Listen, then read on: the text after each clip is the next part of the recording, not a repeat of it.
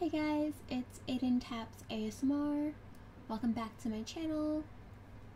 Well, if you could see it, I'd be doing the hand thing with my under chin, but right now the backdrop is just kind of the back of my computer wall, like what's behind it, because my finger got busted and I can't really, like, at the moment do my regular ASMR routine because it is my right hand, so I had to set this up. It was very hard, but I did it, and trust me, very hard because I have a touch screen. But anyway, female to male, trans male, just putting that out there, 25 years old, and no, I don't really fancy dating people online. Okay, getting that out of the way, I'm very excited about today's video, and I'm going to try my hardest. I know I always say I do, but I keep forgetting. I will try my hardest to do timestamps in the video to let you know when the video initially starts. I'm sorry there's somebody outside mowing, there's people doing gardening, but this was the only time I could squeeze it in for today, and I really want to do it, so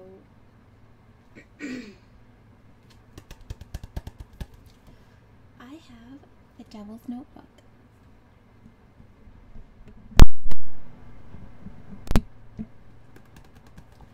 The Devil's Notebook.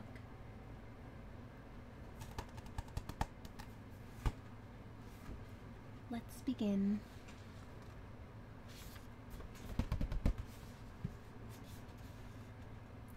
Dedicated to the men, whoever they are, who invented the whoopee cushion, the joy buzzer, and the sneezo bubble, and to John Taliaferro Thompson. Correct me if I got that wrong, please, the pronunciation.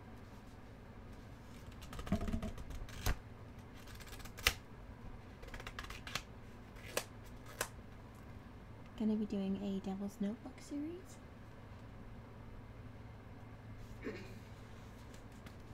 Contents.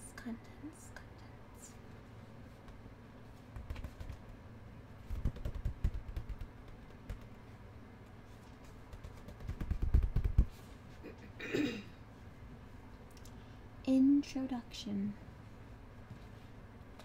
Although his books have sold over 1 million copies, the publishing industry has chosen to ignore Anton Lavey.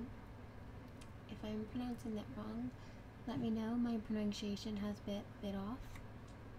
The book trade publication Publishers Weekly has never reviewed a publication by or about Anton Lavey. Aside from the occasional hysteria in citing pieces that attempt to expose or debunk the founder of the Church of Satan, the print and electronic media have chosen to enforce a blackout on the true nature of his writings.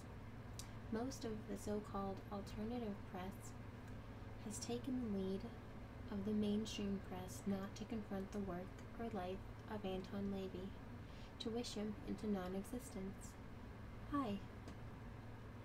In a word, fear. The mainstream fears Christian opprobrium and ridicule. The politically correct individual fears the rapacity of his own ID. Occultniks are threatened by Lavey's refusal to indulge their penchant for obscurantist mumbo-jumbo. In our increasingly regimented egalitarian society, someone of Anton Lavey's flamboyance must be shunned, cut down to size. Unlike today's blue-jeaned, homiletic politicians, Anton Lavey does not allow Joe Citizen to feel comfortable in his workday drabness. To the contrary, whenever Joe Citizen confronts the specter of his contemporary Ming, the merciless, He is reminded of forbidden pleasures that he was too cowardly to grab, of a life he was too circumspect to live. In his rationalizations, Joe Citizen pins a good guy badge on his lapel and projects righteous decision on the object of his discomfort. That Anton Lavey, what a phony. Perhaps it is time the devil has given his due. Thanks to Lavey, the public has rediscovered incredibly strange films and music such as Freaks, Nightmare Alley, Theremin, and evocative tunes from the 1930s and 1940s. Lavey contributed several of the more celebrity photos in Kenneth's Anger Hollywood Babylon. Lavey coined the term psychic vampire, among others.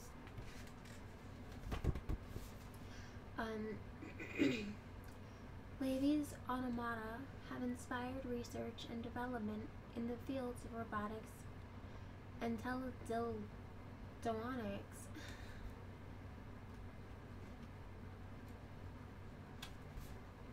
Perhaps most importantly, no other man has so well illuminated the shadow purpose of Western life in the latter half of the 20th century.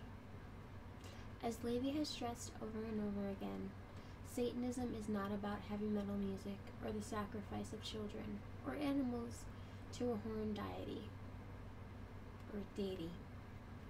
These are antics for the weak and confused. Anton Lavey's brand of Satanism involves a far more difficult and bracing task. The realistic application of principles that favors accomplishment over consumerism and individual power over herd mentality. Lavey's Satanism eschews all pandering to fads. It is less a movement than a call to recognition. I have one suggestion. Read Lavey for what he says and not for what others say he is. May the scales fall from your eyes. Adam Parfait, October 1992.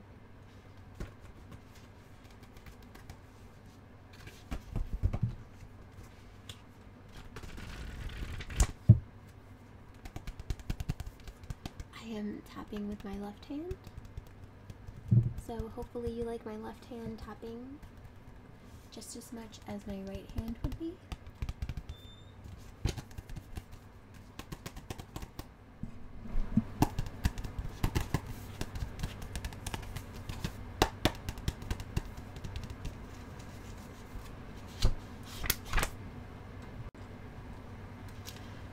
Forward, and the book. It's amazing how much fear is invoked in others by the presence of a known Satanist. People who never advertise their religion's backgrounds when confronted by a devil worshipper suddenly become devout.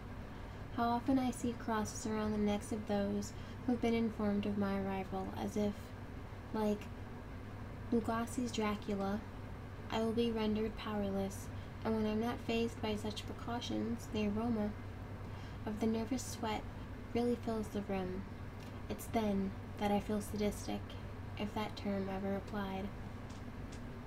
I love to see those dusty crucifixes salvaged from the bottoms of the bureau drawers, unworn since the catechism, the evangelical bumper stickers that might just as well say "kick me," the little gold crosses, the pathetic victims of the Christian propaganda, wearing the symbol of their role model's death around their necks like tiny electric chairs or gas chambers or hangman's nooses, actually believing it would protect them. Protect them from what? My possible credulity and friendship? Wearing a display of dormant faith allows them to be safe and sure as their advertised deodorant. To ask me about Satanism. What is it like to be frightened of intangibles? I've never known, because I've always had my share of real threats to my serenity. I took up Satanism not out of desperation, logical dismay that there were so many short-sighted people around me. I thought, acted, and thereupon found myself removed. And lo and behold, I was a Satanist, a prideful outcast. If the just, the good, the righteous were exemplified by the cowering ones, I wanted no part of them. My brand of Satanism is ultimate conscious alternative to herd mentality and institutionalized thought. It is a studied and contrived set of principles and exercises designed to liberate individuals from a contagion of mindlessness that destroys innovation. I have termed my thought Satanism because it is most stimulating under that name. Self-discipline and motivation are affected more easily under stimulating conditions. Satanism means the opposition and epitomizes all symbols of nonconformity. Satanism calls forth the strong ability to turn a liability into an advantage, to turn alienation into exclusivity. In other words,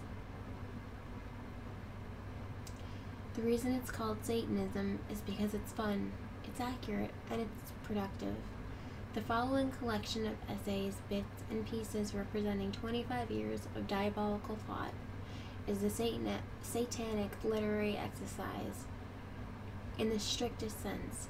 Each segment is an indulgence of a whim or fancy. Each was written as the mood or idea manifested itself, whether spontaneously or gradually. No concern was given to whether or not what was written would be good, bad, offensive, pleasing, or even whether it would see print. Each was set to paper, because to refrain from doing so would have meant self-denial. Essays that are bitter were composed with a need to ritualize bitterness, that setting, form, and style. Landing as the cards were dealt, instructional or theoretical essays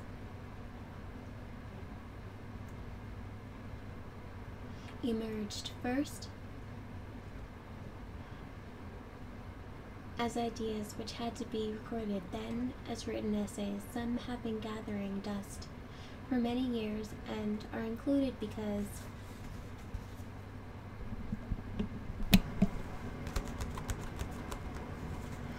timing demands that they be released.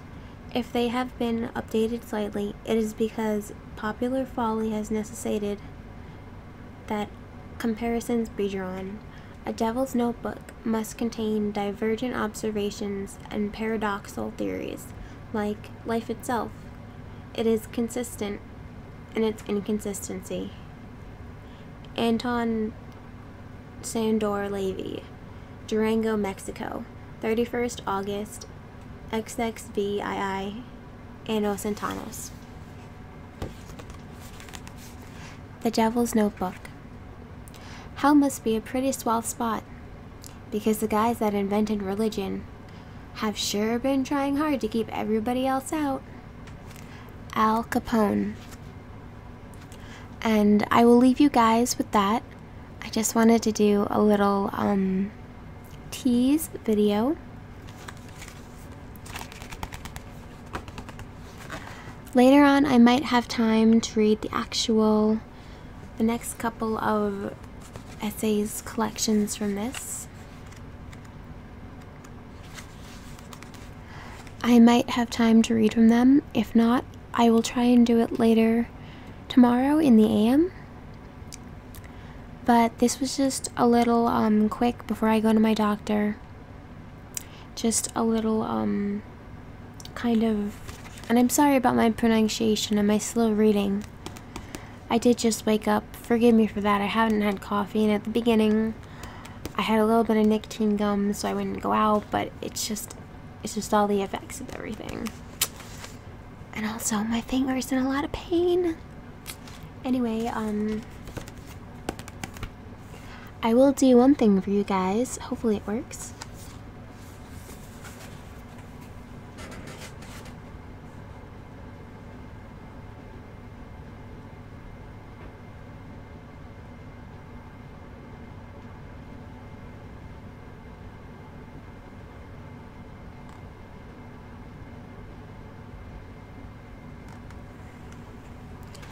I tried to show you the quote.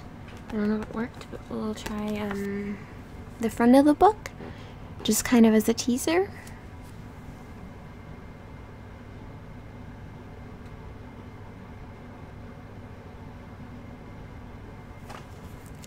Alright guys, Aiden Taps ASMR, tapping my way out of here. See you guys later.